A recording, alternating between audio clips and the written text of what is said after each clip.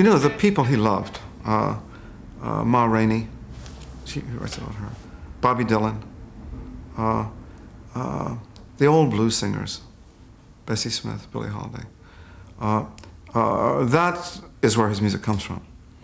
The form of music that he knows is the old blues.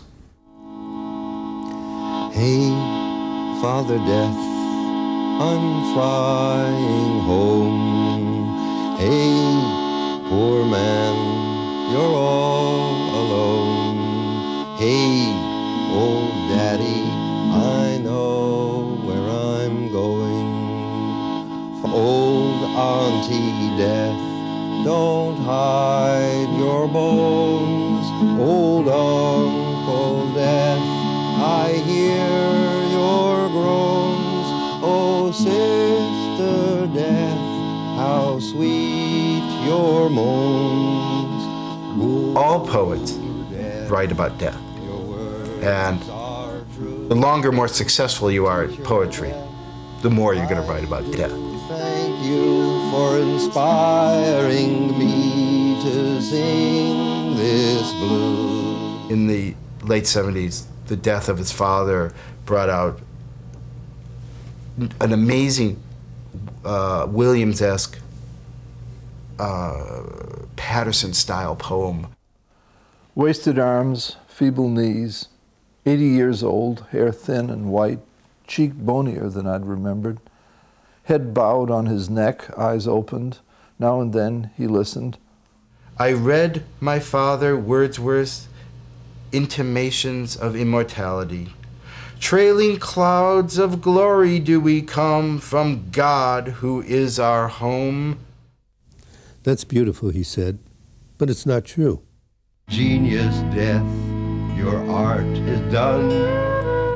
Lover Death, your body's gone. Father Death, I'm coming home. Near the scrapyard, my father'll be buried. Near Newark Airport, my father'll be under a Winston cigarette sign buried. On exit 14, Turnpike, New Jersey South, through the toll gate service road 1, my father buried. Under the Penn Central Power Station, transformers and wires at the borderline between Elizabeth and Newark, next to Aunt Rose Gatamack, near Uncle Harry Meltzer. One grave over from Abe's wife Anna, my father'll be buried. What's to be done about death? Nothing, nothing. Stopped going to school number 6, Patterson, NJ, in 1937. Freeze time tonight with a headache at 1:45 a.m.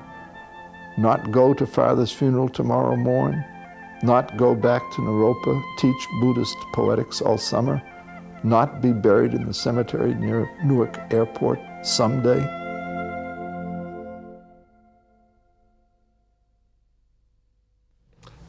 It was exciting to come and work for Allen Ginsberg. I think I was in awe of his vast amount of interests in his file cabinets. Where there were one whole green rack of file cabinets, and each one said dope, and the other one said dope, and the third one said mostly dope. There was a file called Death and Asshole, which had his medical papers and his will and things like that in it. He had another drawer marked FYPC, which stands for Faded Yellow Press Clippings. He keeps napkins that he makes notes on. He keeps all his lists. He keeps all his phone records. He keeps all his all the evidence of his wandering through the sea of life. Is that too much? I don't know. Gives a bunch of graduate students something to do.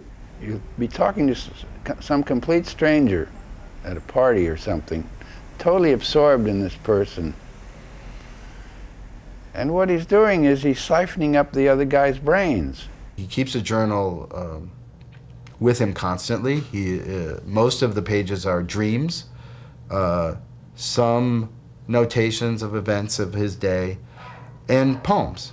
He tends to write late at night or be awakened by poems and writing through fits and starts through the night. Sleepless, I stay up and think about my death. Certainly, it's nearer than when I was 10 years old and wondered how big the universe was. If I don't get some rest tonight, I'll die faster. Does he work too hard? Yes. For a guy with congestive heart failure, diabetes, and who knows, Bell's palsy.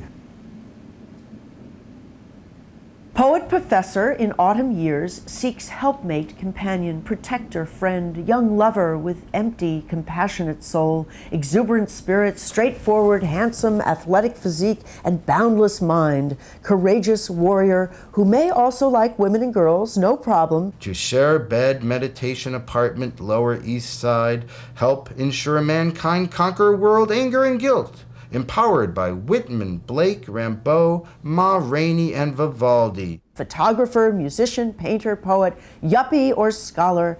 Find me here in New York alone with the alone, going to lady psychiatrist who says, make time in your life for someone you can call darling, honey, who holds you dear, can get excited, and lay his head on your heart in peace.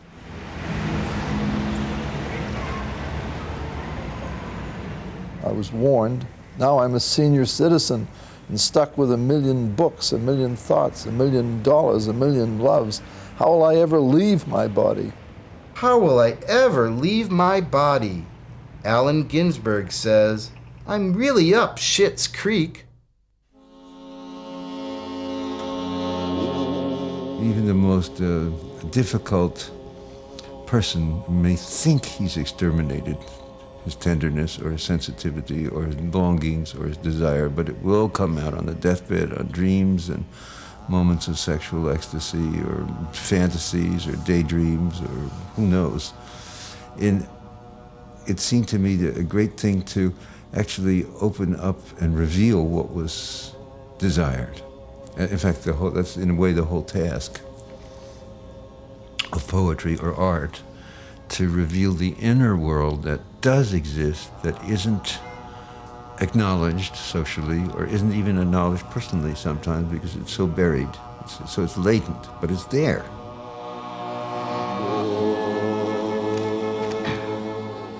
Dear Alan, there are 785,000 copies of Hal in print in America, but there is only one that has been read by your bed as you lie beneath a portrait of Walt Whitman in your death sleep. There is only one copy that witnessed a humble blue curtain flutter in the breeze above your pillow as faithful monks chanted and friends softly shuddered and Peter discreetly attended, and a universe of children kept turning, spinning little blue songs in the form of little blue cloths, the size of even smaller skies, peopled with tiny stars whispering, "You are dead." He opened his eyes. There were about 11 of us. There, all very awake, at 2:40 a.m. Friday. And it was a very peaceful death. And a Gellick Rinpoche now, Gellick Rinpoche in front of Alan's altar, is inviting Alan's soul to come out and obtain enlightenment right now. And if Alan can't do that, the Gellick and his Tibetan chanters are saying that we want you to have a better rebirth than last time around.